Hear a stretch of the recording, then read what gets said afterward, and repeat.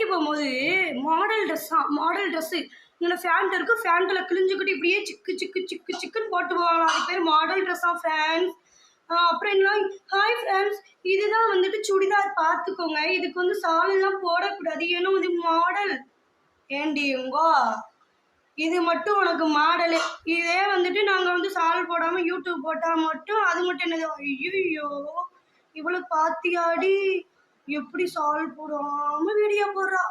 எட்டி உங்கள் புருஷன் ஒன்றுமே சொல்ல மாட்டான்டி. ஏன்டி உன் புருஷன் ஜால் ஓடாமல் நீ கடைக்கு போகும்போது ஒன்றும் சொல்ல மாட்டியான், ஊர் பரணி உலக பரணி பேசும்போது உன் புருஷன் ஒன்றும் சொல்ல மாட்டியான், பக்கத்தில் நெருக்கமாக பழகும் ஃப்ரெண்ட்ஸு அவன் புருஷனோட அவளோட புருஷனோட பேசும்போது ஏன்டி என்னைய தவிர அவன் கூட நீ பேசுகிறேன்னு உன்ட்ட வந்து எதுவும் சொல்ல மாட்டேன்னு கேட்டால் ஃப்ரெண்ட்ஸ்.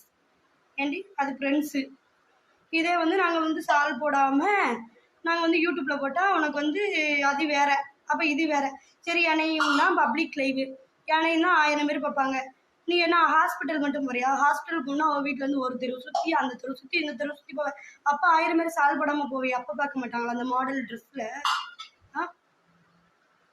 பிஞ்சிரும் பிஞ்சு. சரியா?